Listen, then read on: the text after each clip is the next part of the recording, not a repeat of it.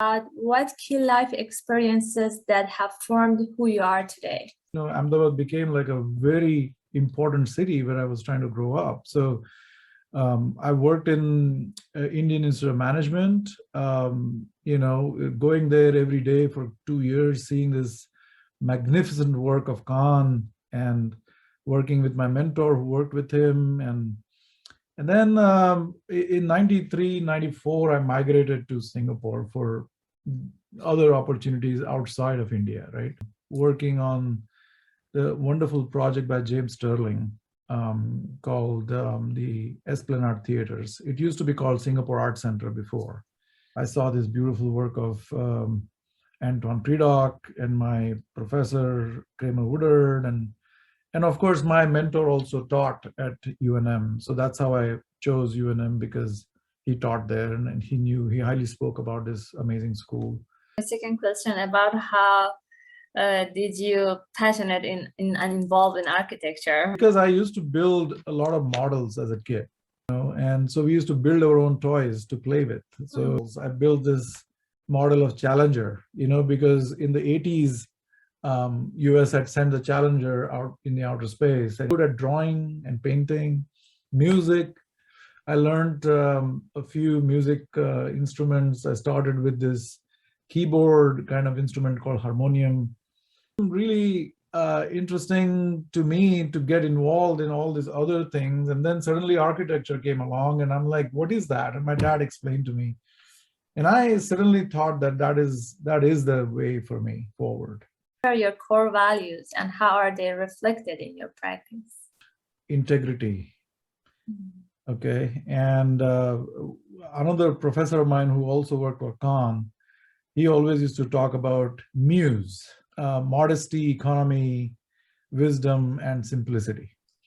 Then I added sustainability, ecology, and, thinking about the sun, building something, then sun becomes the totalitarian idea about how it is shining on this wall, what it is doing, and what is the shadow then cast by the sun.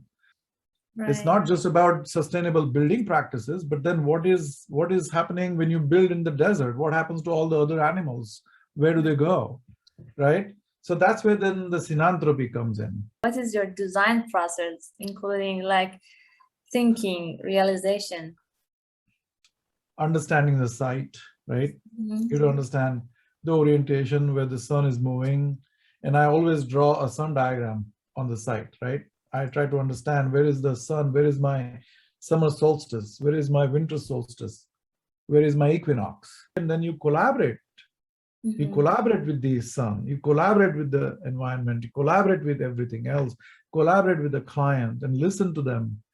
You listen, but then you do the right thing.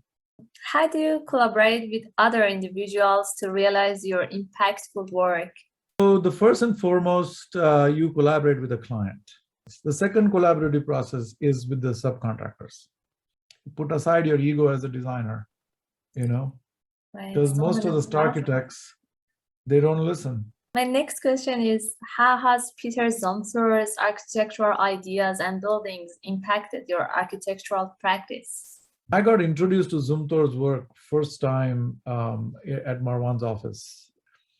And so yes, Zumthor's work, Zumthor is the architect of the architects. To me, is a grand master.